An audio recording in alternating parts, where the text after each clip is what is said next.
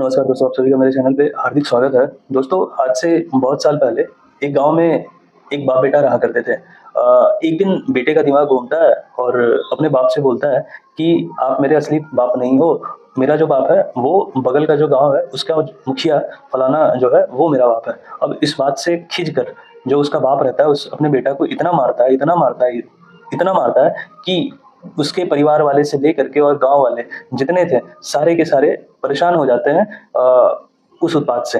तो ये जो कहानी है ये कहीं न कहीं रूस और यूक्रेन की जो लड़ाई चल रही है लास्ट साढ़े 3 सालों से, उस पर ये मेल खाती है। रूस बोल रहा है कि यूक्रेन को कि भाई तुम नाटो में शामिल नहीं हो, और नाटो जो है जिद पकड़े हुए, उसका जो जोकर राष्ट्रपति है वो जिद पकड़े हुए है कि नहीं, हम होंगे शामिल तो नाटो में ज़रूर।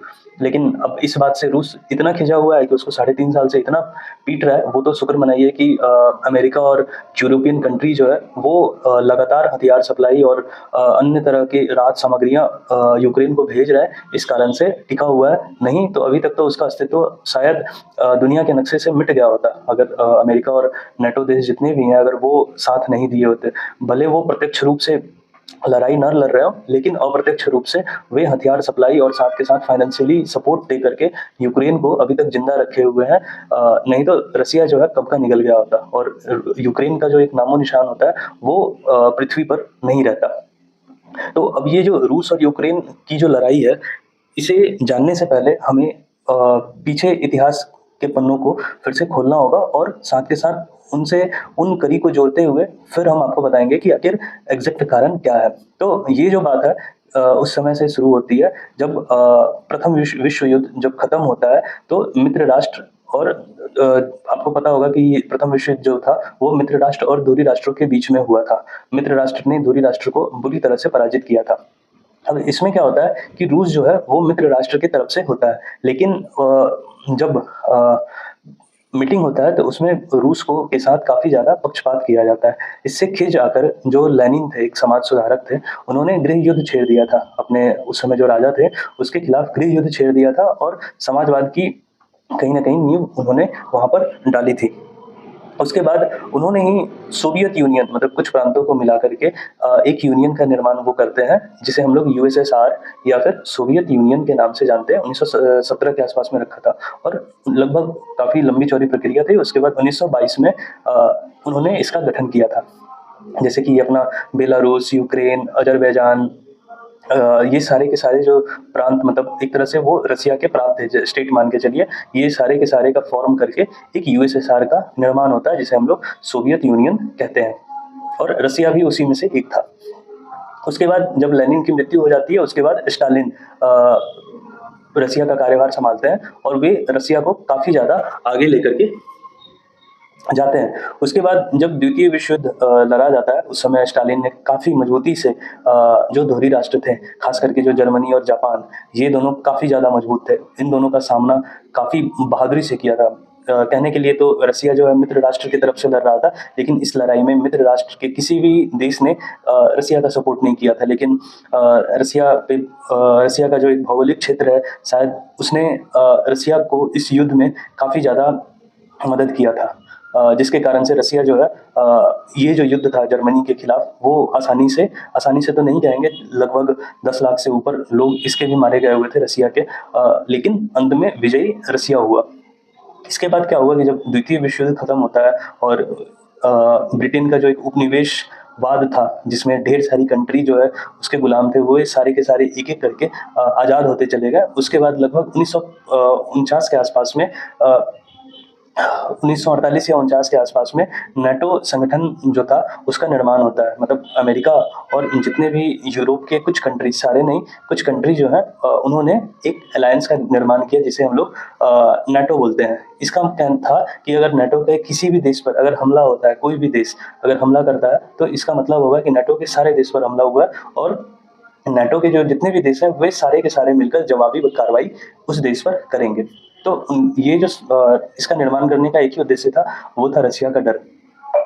क्योंकि दुनिया जो है उस समय द्वितीय विश्व युद्ध के बाद 2 धड़ों में बँट गई थी। एक था समाजवाद और दूसरा पूँजीवाद। एक और था जो कि तटस्थ था। आज़ादी के बाद भारत को भी बोला गया कि भाई तुम दोनों इन दोनों ग्रुप में से किसी एक को चुनो। लेकिन भारत जो है यानी कि पंडित जवाहरलाल नेहरू ने समझदारी दिखाई और इन्होंने तटस्थ रहने का फैसला किया। इनके साथ और भी कई देश थे, नाम मुझे ध्यान नहीं आ रहा है, लेकिन और भी ढेर सारे देश थे जिन्होंने समाजवाद या पूँजीवाद को नहीं चुना और तटस्थ होने का फैसला लिया।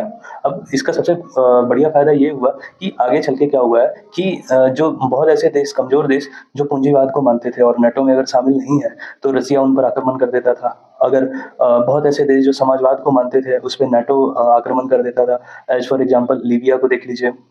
फिर इराक में देख लीजिए, सब पे झूठा इल्ज़ाम कि हाँ भाई केमिकल रख रहा है या फिर किसी भी तरह का अन्य झूठा इल्ज़ाम लगाकर नेटो जो है उन पर हमला करता है। और आज का जो परिवेश है, अगर आज आप वहाँ जाकर देखेंगे, तो वो एक तरह से सिर्फ़ और सिर्फ़ बंजर भूमि बन बन चुका है। और अगर कुछ लोग बचे भी हुए हैं, तो वहाँ पर भूखमरी, अकाल जैसी विपदा आई हुई है। अब बात करते हैं, आगे बढ़ते हैं इसमें। तो ब्रिटेन, फ्रांस, इटली, जर्मनी और भी जितने भी नेटो देश हैं और अमेरिका ने काफ़ी ज़्यादा चाल चला और उनका चाल जो है एक तरह से कामयाब हुआ। कारण कि वे चाहते थे कि किसी तरह से ना ये जो यूएसएसआर है, इसको तोड़ना। आप विश्वास नहीं करेंगे कि यूएसएसआर यानी कि रसिया जो कंट्री है, इसका जो क्षेत्रफल है, कुछ हिस्सा यूरोप में पड़ता है और कुछ हिस्सा इसका एशिया में पड़ता है। इस वजह से इसका नाम जो है यूरेशिया भी पड़ा हुआ है। अब 1991 में जब इसका विघटन होता है, यानी कि सोवियत यूनियन का विघटन होता है, तो इससे 15 देश जो है निकल कर आते हैं। उनमें से पहला देश है Armenia, Azerbaijan, Belarus, Estonia, Georgia, Kazakhstan, Kyrgyzstan, Latvia, Lithuania, Moldova, Russia, Tajikistan, Turkmenistan, Ukraine और उज़्बेकिस्तान। अब इसमें क्या होता है कि 1994 के आसपास में यूक्रेन के साथ एक बुदापेस्ट नाम की एक संधि की जाती है, जो कि ब्रिटेन, जिसमें ब्रिटेन शामिल होता है, अमेरिका शामिल होता है और रसिया शामिल होता है। इसमें उससे जितने भी उसके परमाणु हथियार थे, वे सारा का सारा परमाणु हथियार ले लेते हैं और साथ में सुरक्षा की गारंटी देते हैं ये तीनों देश। अब अगर ये ऐसा कहा जाता है कि लगभग 150 के करीब में यूक्रेन के पास परमाणु हथियार थे। 150 का मतलब लगभग आज आज का जो भारत है, मतलब आज से 31 साल बाद 1900, मतलब 31 साल पहले यूक्रेन के पास जितना परमाणु हथियार था उतना ही आज भारत के पास है। और भारत इतना शक्तिशाली है। सोचिए कि अगर उस समय जो 150 था, ज़रूर है कि कुछ ना कुछ बढ़ाता। और आज के डेट में यूक्रेन भी टॉप 10 शक्तिशाली देशों में रहता, लेकिन उसने भरोसा करके इन तीनों देशों पे बुदापेस्ट नामक समझौता करके अपना जितना भी परमाणु हथियार था वो इन तीनों को हैंडओवर कर दिया और साथ के साथ गारंटी दिया कि भाई आप मेरी रक्षा करोगे। तो इन तीनों ने गारंटी भी दे दिया कि हाँ भाई हम आपकी सुरक्षा देख लेंगे। अब होता है, बात आता है 2014 में। 2014 में यूरो मैदान की क्रांति होती है यूक्रेन में। अब उसमें क्या होता है कि यूक्रेन के जो तत्कालीन जो राष्ट्रपति होते हैं, उनका नाम होता है विक्टर यानुकोविच। अब ये जो है ये रसिया के समर्थक थे और ब्रिटेन, अमेरिका ने वहाँ पर एक तरह से दंगा फैला दिया, वहाँ पे एक क्रांति ला दिया जिसे हम लोग यूरो मैदान की क्रांति कहते हैं।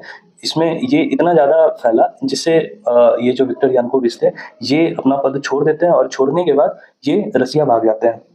अब ये जो उथल-पुथल जो मचा हुआ था यूक्रेन में, इसका फ़ायदा रसिया उठाता है और क्रीमिया पर कब्ज़ा कर लेता है। आपने सुना होगा कि पहले G8 सम्मेलन हुआ करता था, उसमें क्रीमिया पर जब कब्ज़ा करता है और एक एक जगह है डोनेस्क और एक और लाओस करके, इन दोनों जगहों को रसिया जो है आज़ाद कर देता है। इस कारण से जो G8 कंट्रीज़ है, मतलब G7, वो G8 जो है बाद में G7 बन गया और उसमें से रसिया को निकाल बाहर कर दिया गया इस कारण से। और जब उसके बाद निकाल बाहर करने के कुछ दिन के बाद यूक्रेन के जो राष्ट्रपति थे वो बने